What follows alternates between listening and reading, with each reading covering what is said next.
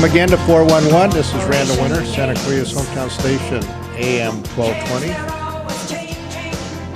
We have some familiar faces and a new face here today. We have Jeff Brown from NV Landscape. Nice to be back. Welcome back, Jeff. And Jeff Softly from Softly Electric. Thank you for having me. Great to have you back. And an old hand at this, but a new one on our hometown 411, Dale Hayes from Hayes Plumbing. Welcome, Dale. Thank you. Feeling like the newbie. You're hardly a newbie.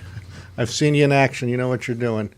We're all experts here, or at least they're the experts. I just am smart enough to hire the right guy. So anyway, we got some interesting topics today. I'm going to start out with Jeff Softly, if that's okay. Sounds from good to Softly me. Electric.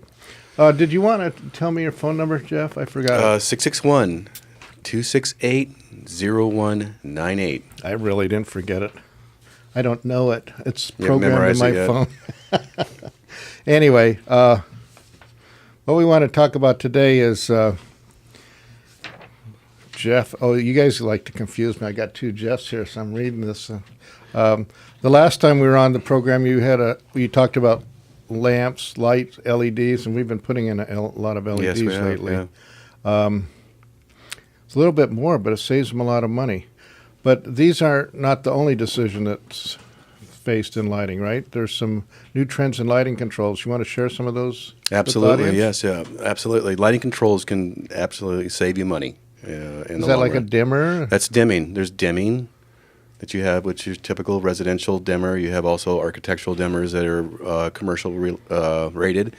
You also have occupancy sensors and vacancy sensors. Well, tell us about the occupancy sensors, because I know that's a code in bathrooms. Absolutely, yeah. Occupancy sensors are about turning on the lights. You can turn them on manually as you come in, and they'll stay on. They'll sense motion as you're inside the bathroom or the room, and they'll time out after you exit. They'll time out and they'll turn off automatically.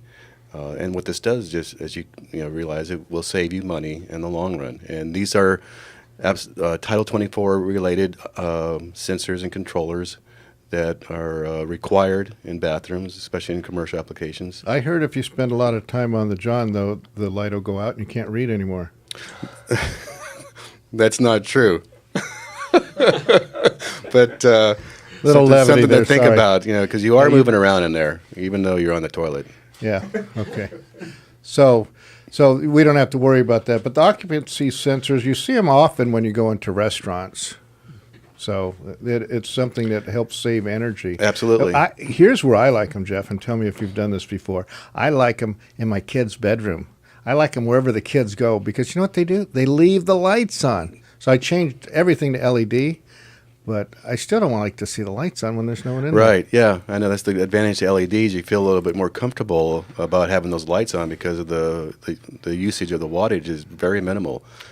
So, You know where else we have one on here that works well? It's in our attic. We have lights in our attic, and we have the access. Periodically, people are going up there to service things on here. I remember coming out there weeks later. Lights are still on because they didn't turn them off. Yeah. So Oh, yeah. that really works well to have it there. one of the ways that what we used to do and still do is we'll have a light switch in the hall that turns the attic on. And you don't notice it if it's up or down because you don't see the light, but they do have a light on the switch itself. So if it's on, that means the light Oh, on the that's attic's handy. on. Yeah. But yeah, the occupancy sensors are excellent. Yep.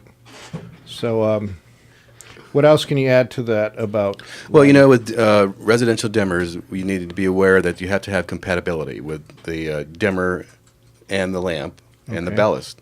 So, you can't put a magnetic dimmer on a fluorescent ballast. It won't work. You have to have compatibility there. So this is something that the customer needs to be aware of when they're purchasing these things, or if you hire a professional, they're going to Hopefully be aware, right? Be aware of that from the get-go, exactly. Yeah, and they do have three-way dimmers, and those are a little more tricky. One's a slave, one's not. I know. Exactly. There's three-way dimming. There's four-way dimming, actually. You can dim as many switches as you want. And then they have in the studios, they have those special little What are those called? I'm moving my hand. I know you guys out there can't see me. That's Jeff that's, knows what I'm saying. Yeah, exactly. That's remote switching is what that is. Mm-hmm. And it's used with scene control, where you can control. In That's- fact, I did a huge job just recently up in Beverly Hills for a customer, where we had it was. Well, don't say that because they don't want to know you work in Beverly Hills. 'cause Yeah, they we won't don't want to call know you. that. He's really a hometown guy. Hometown guy. He just happened. All right, I got to take a break. We'll talk about that later. Thanks again, everybody, for listening to Santa Clara's Hometown Station, AM 1220, KHTS.